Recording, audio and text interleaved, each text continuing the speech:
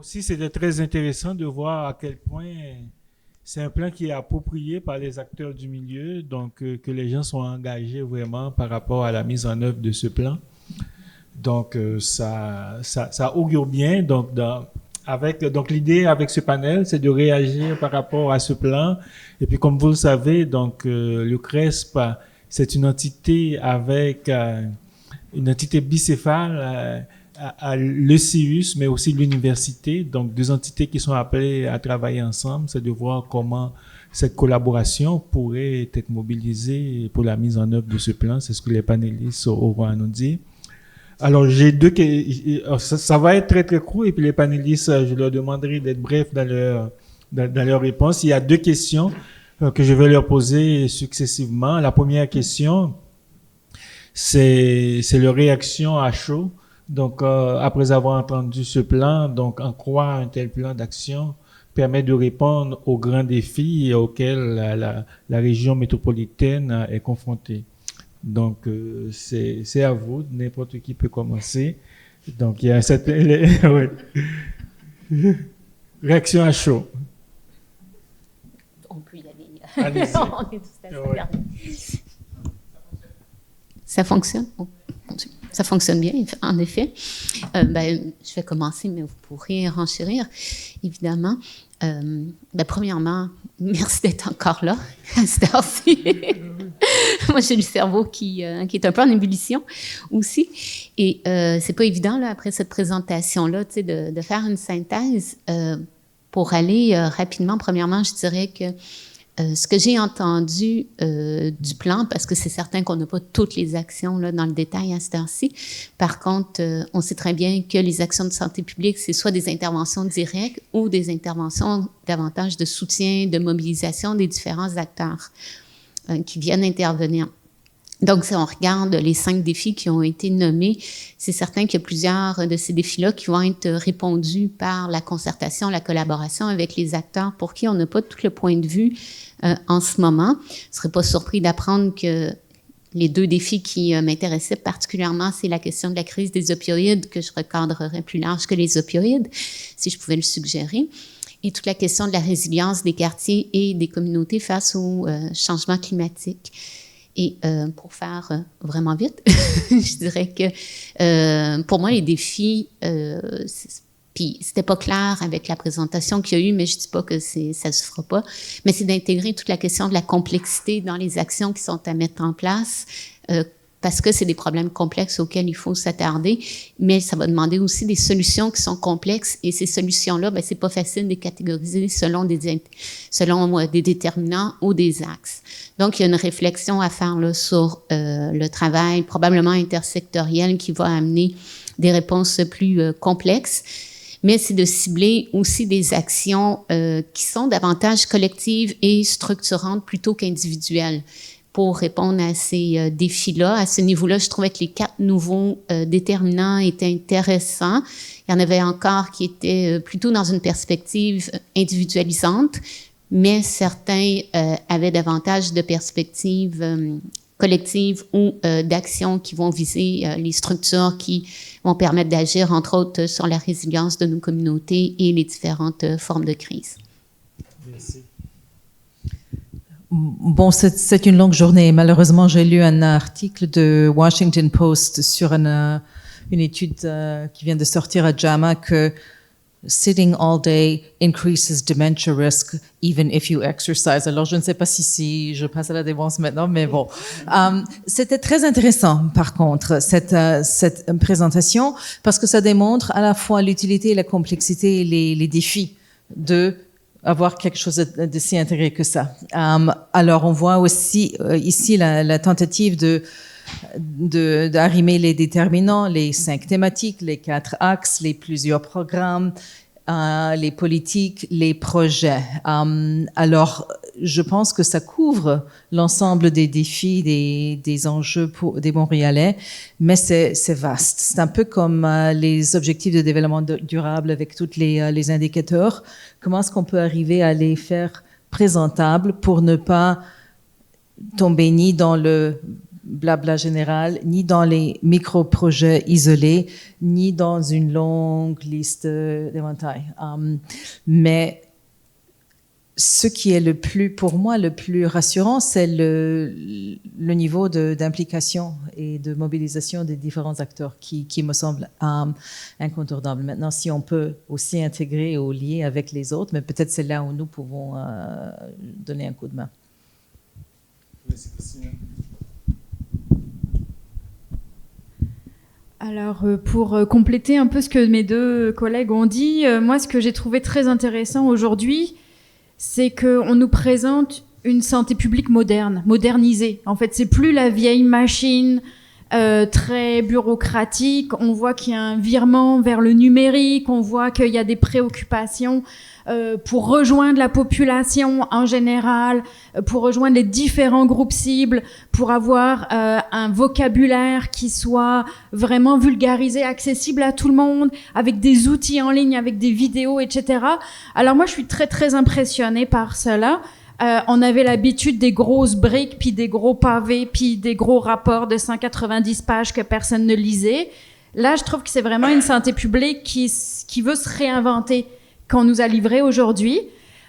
Puis au travers de ça, c'est sûr que bon, moi, avec mes intérêts puis mon profil, c'est beaucoup le lien entre l'environnement et la santé.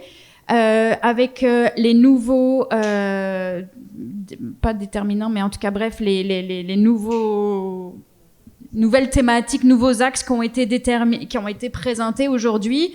Il y a énormément de réponses aux préoccupations sociales, de la crise climatique, des urgences climatiques. On parle aussi des logements. C'est sûr qu'il y a une pénurie de logements, c'est sûr qu'il y a une crise de logements, mais ça va aussi avec des logements de mauvaise qualité, qui ont de l'humidité, des moisissures et qui peuvent avoir des impacts sur la santé publique, donc au niveau physique, biologique, chimique, etc.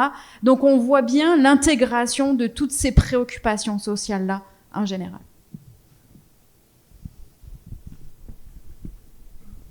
Oui, bien, dans le même sens, moi je vais peut-être parler un peu plus dans une perspective de dire, bon, le développement de la recherche, les partenariats entre le milieu universitaire, le milieu de la pratique. Concernant le plan, au niveau de la structure comme telle, je crois que c'est pas mal la suite de ce qui existait déjà. Ce qui m'apparaît nouveau actuellement, c'est un certain nombre de thématiques en lien avec des enjeux contemporains actuels, comme le logement, la crise des surdoses, etc. Si on prend le logement, par exemple, il y a déjà actuellement des équipes en santé publique qui sont en lien avec des chercheurs universitaires. Il y a des projets qui se mettent sur toute la question des évictions. Les 5 directeurs de santé publique de la région métropolitaine de Montréal ont écrit un document de position sur le développement du logement comme tel. Et donc, c'est vraiment en lien avec une crise. C'est la même chose au niveau des surdoses. Actuellement, vous avez vu la présentation de ce matin, il y a actuellement des collaborations, un partenaire milieu de la DRSP et université. C'est la même chose au niveau de la crise de l'emploi et les jeunes. Toute la question avec Véronique Dupéré et puis Marie-Pierre Marcon et les autres. Donc, il y a ces 3 éléments-là qui sont des projets déjà que je trouve qui sont particulièrement intéressants en termes de collaboration, milieu académique, milieu de la pratique, et qui se réalisent beaucoup aussi en co-construction. Et donc ça, c'est un élément quand même important. J'ajouterais à cela des 3 thèmes qui m'apparaissent, mais qui n'ont pas de projet à ma connaissance actuellement. David a parlé de la mise en place du bureau des mesures d'urgence. C'est quelque chose qui est en développement, ça fait à peu près 1 an qu'ils ont commencé à travailler. Je sais que David participe à un certain nombre de projets de recherche sur ces questions-là. Donc, il y a du développement à faire en termes de partenariat à ce niveau-là, à plusieurs niveaux. Il y a aussi un autre déterminant qui est nouveau pour la santé publique, toute la question de l'itinérance. On sait qu'actuellement, ce qu'on appelle la crise de l'itinérance, qui n'est pas très nouvelle, mais il y a des nouvelles formes reliées à la crise du logement. Et donc, je pense que là, il y a un champ encore où il y a des partenariats qui peuvent se développer.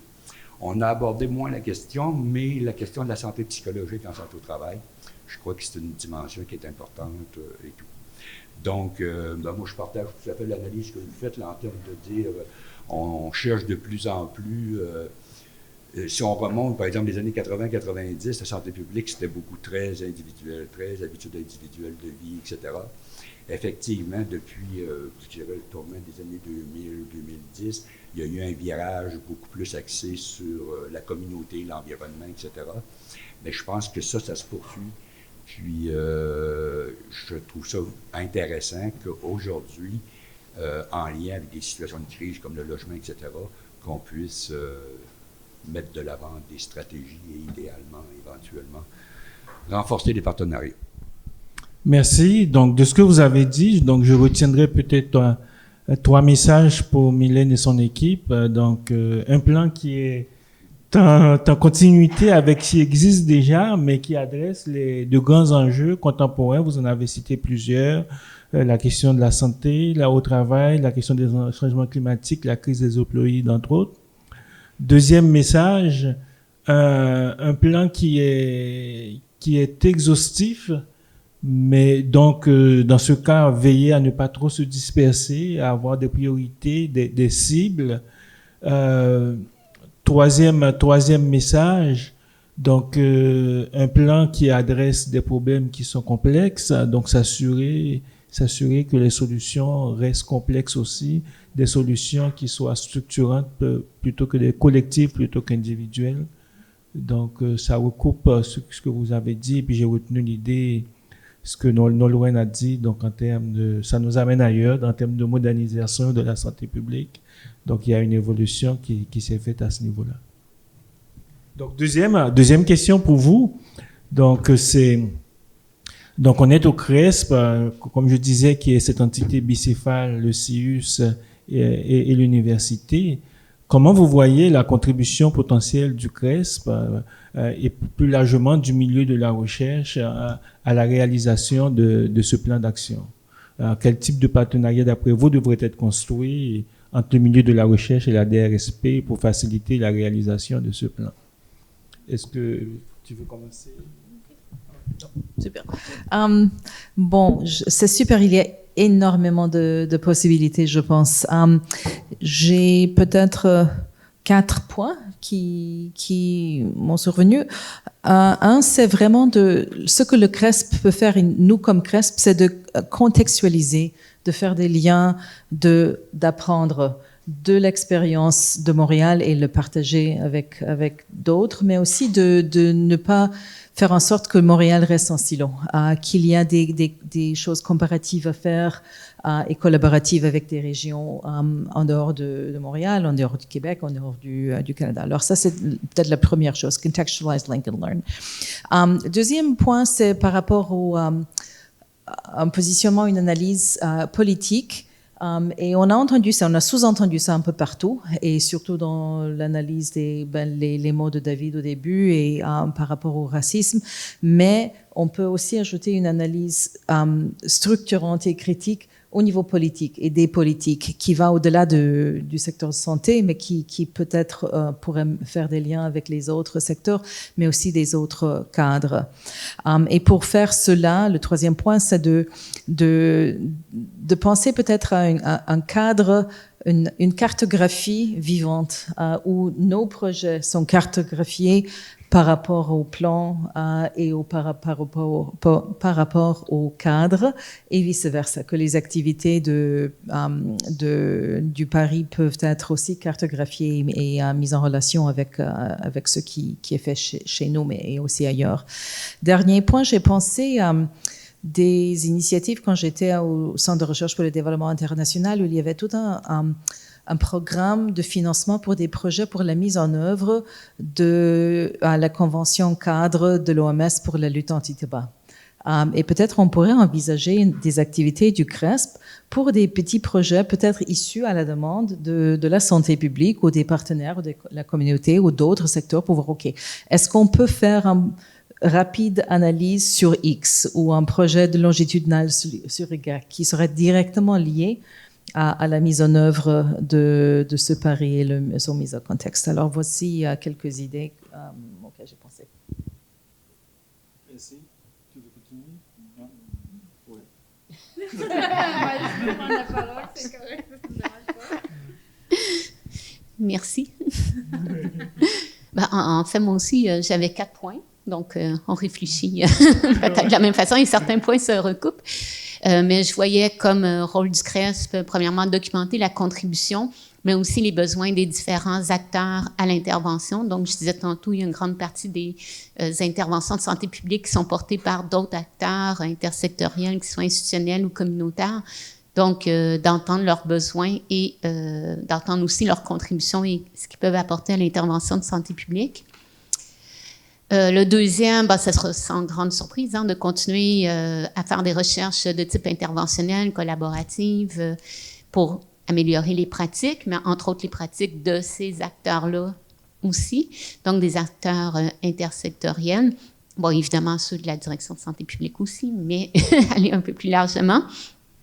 Troisième point, et là je vous rejoins tout à fait, porter un regard critique sur le rôle de la santé publique aux différentes actions qui sont réalisées, que ce soit en termes de financement, de ressources humaines offertes, d'installation, etc.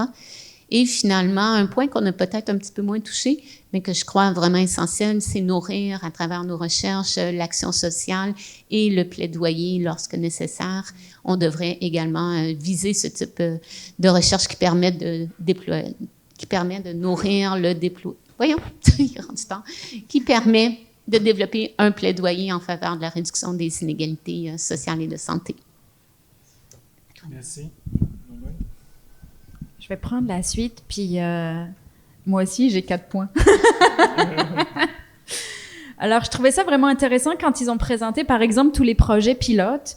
Puis, pour moi, en fait, je me disais, ces projets-là, ils émanent du fait qu'on souhaite agir sur les déterminants structurels, mais justement, ça prend aussi des recherches en amont pour être capable de bien identifier ces déterminants, pour être capable de bien comprendre les effets, pour évaluer aussi les projets pilotes, qu'est-ce qui fonctionne pas. Tout à l'heure, Geneviève Mercil nous a fait une excellente démonstration de la carte proximité, avec vraiment ancrée dans un milieu de recherche, axé sur l'action, et je pense que c'est là où on peut avoir vraiment des liens entre le CRESP, l'aspect recherche, l'aspect pratique. Mylène Drouin le disait en guise d'introduction, la santé publique, c'est aussi la surveillance, l'évaluation basée sur les données probantes. Puis on le voyait tout à l'heure dans une des présentations aujourd'hui, j'ai oublié le nom des 2 intervenantes de la DRSP, mais sur l'insécurité alimentaire, où elle disait, là, on n'a pas de données plus fines que l'enquête canadienne, on n'est pas capable d'agréger à un niveau plus fin, et c'est là où la recherche peut venir bonifier ces données-là, peut venir apporter des données probantes là où on n'en a pas. On parlait tout à l'heure dans les présentations de toutes les maladies professionnelles. Les maladies professionnelles, avant d'être indemnisées, il faut aussi des preuves scientifiques pour vraiment montrer le lien entre une exposition professionnelle et une maladie. Ça a pu être très long dans certains cas, je pense entre autres Parkinson et les pesticides. Ça fait pas longtemps que c'est reconnu, et ça prend un corpus de connaissances et des évidences probantes et des preuves scientifiques pour être capable d'amener ça. Donc c'est là où la recherche peut contribuer un peu plus. Puis le CRESP, c'est un centre de recherche, mais dans les actions de recherche, on fait aussi former des étudiants. Et je trouve que ce partage en termes de formation d'étudiants, de stagiaires qui collaborent au projet, c'est un milieu de vie, c'est un living lab qui est fantastique pour nos étudiants, pour les former en recherche, mais aussi pour les former sur la pratique du terrain et faire ces liens-là entre les deux. Voilà. Je vais intervenir un peu dans le même sens, mais un peu à partir d'une posture un peu différente dans la mesure, je suis un peu le représentant du milieu de la pratique. Je crois que le CRESP, mais au niveau du partenariat, j'interviens toujours sur le partenariat, le CRESP et le milieu académique en général, parce que on collabore aussi avec beaucoup d'autres milieux que le CRESP. Actuellement, on est grosso modo dans les participations des projets de recherche à la DRSP. Ça se maintient aux alentours de 30 projets généralement. Il y en a quelques-uns au CRESP, mais il y en a aussi beaucoup ailleurs. Dans ce type de partenariat-là, et pour le milieu de la pratique, je pense qu'une des choses qu'il faut développer de plus en plus, c'est le travail de recherche ou le développement de la recherche dans une perspective de co-construction des connaissances. ce que j'ai pu constater, moi, je fais les suivis, donc je travaille pas spécifiquement sur les projets de recherche, mais quand je fais les suivis, puis que je discute soit avec le milieu de la pratique, soit avec les chercheurs universitaires, les projets qui sont innovateurs pour la pratique sont des projets où il y a vraiment une collaboration et une co-construction à partir à la fois des savoirs scientifiques, à la fois des savoirs professionnels, puis souvent aussi à partir des savoirs expérientiels. Et je vois les équipes, c'est dynamique, c'est vraiment dynamique. Donc, pour moi, je trouve que ce qui peut être fait le plus du côté académique, c'est peut-être au niveau partenariat de revoir un peu les manières de faire. Et puis, de notre côté, je crois qu'il y a beaucoup de choses à faire aussi. Je précise que dans le cas de la Direction de santé publique, en 2010-2012, il y avait une bonne dizaine de chercheurs à la DRSP. Il y avait le centre Léa Robach, il y avait une planification, il y avait toutes sortes d'activités et il y avait vraiment une rencontre régulière entre le milieu académique et le milieu. Avec M. Barrette, on a eu quelques petits problèmes de financement et puis actuellement, il reste à peu près l'équivalent d'une personne à temps complet sur la recherche. Donc, un de mes rôles, c'est justement de relancer tout ça.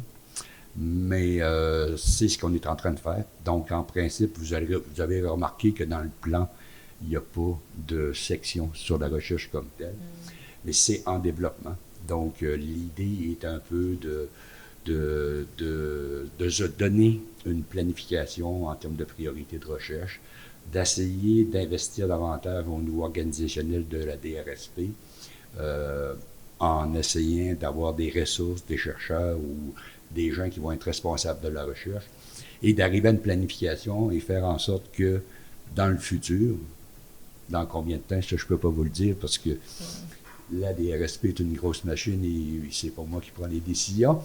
Ce que je peux dire, c'est que l'idée qui est derrière, c'est vraiment de faire en sorte que la recherche fasse partie de la planification, que ce soit en termes d'objectifs, de priorités, mais aussi au niveau de l'organisation des ressources.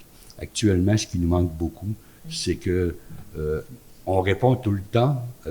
Moi, depuis que je suis là, il n'y a pas eu un seul projet de demande de chercheurs qui a été refusé, mais on est toujours comme dans des implications qui ne sont pas suffisantes, à mon avis. Donc, ça, c'est à renforcer. Merci. Donc, je ne sais pas si je peux me lancer dans une tentative de synthèse de tout ce qui a été dit. Donc, je vais m'essayer quand même. Il y a plusieurs éléments intéressants. Donc, un premier point, donc une première contribution de ce que j'ai compris, il y a au moins 2 d'entre vous qui ont parlé de comment le CRESP pourrait aider la DRSP à apprendre de diverses expériences au travers de comparaisons, d'analyse des besoins, d'analyse comparative. Donc ça, c'est un premier élément. Et puis, c'est aussi une occasion de faire des liens avec d'autres acteurs, de savoir ce que d'autres font au niveau intersectoriel. Un deuxième élément, donc, de cette collaboration, c'est la capacité, c'est la possibilité pour la DRSP d'avoir des partenaires qui vont pouvoir poser un regard critique sur les actions de santé publique au niveau, à travers différentes analyses qui peuvent être structurantes. Il y a beaucoup d'éléments qui ont contourné autour de la recherche collaborative, recherche en co-construction, mais avec cette idée de projet aussi qui émane des milieux eux-mêmes, mais aussi de nouvelles façons de faire la recherche.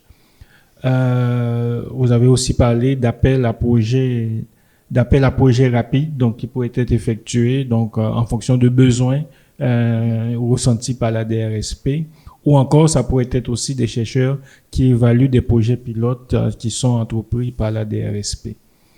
L'autre élément, donc, qui est lié à la recherche, donc des fois, c'est pour la recherche existante, c'est condenser cette recherche, synthétiser cette recherche pour mettre à la disposition de la DRSP les données probantes qui en émanent. Un point qui a été soulevé, c'est le bassin d'étudiants auquel le CRESP a accès. Donc, ces étudiants peuvent être mobilisés dans des projets de recherche, dans des projets d'intervention. Donc, c'est un atout pour ce partenariat.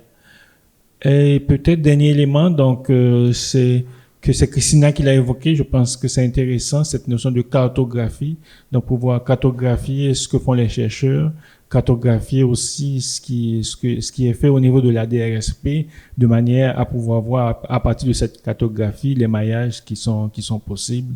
Donc c'est quelque chose sur lequel on pourrait s'appuyer.